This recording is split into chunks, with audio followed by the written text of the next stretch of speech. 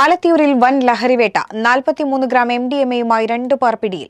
രഹസ്യവിവരത്തിന്റെ അടിസ്ഥാനത്തിൽ ആലിങ്ങൽ കനാൽ പാലത്തിന് സമീപം നടത്തിയ മിന്നൽ പരിശോധനയിലാണ് പ്രതികളെ അറസ്റ്റ് ചെയ്തത്.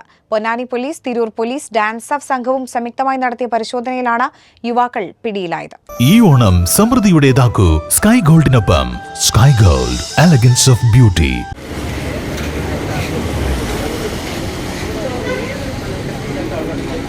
ആലത്തിയൂർ ആലിങ്ങലിൽ വൻ ലഹരി മരുന്ന് ശേഖരവുമായി 2 യുവാക്കൾ പോലീസിന്റെ പിടിയിലായി. രഹസ്യവിവരത്തിന്റെ അടിസ്ഥാനത്തിൽ ആലിങ്ങൽ കനാൽ പാലത്തിന് സമീപം നടത്തിയ മിന്നൽ പരിശോധനയിലാണ് പ്രതികൾ അറസ്റ്റ് ചെയ്തത്.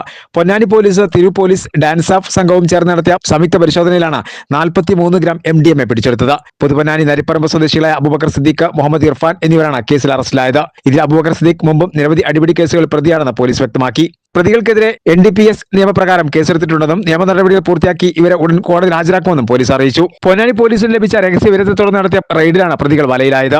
ഇവരിൽ 1.5 ലക്ഷം രൂപ വില വരുന്ന രാസലഹരിയാണ് യുവാക്കളിൽ നിന്നും പിടികൂടിയത്. പ്രതികൾ സഞ്ചരിച്ച കാറും പോലീസ് കസ്റ്റഡിയിലെടുത്തു.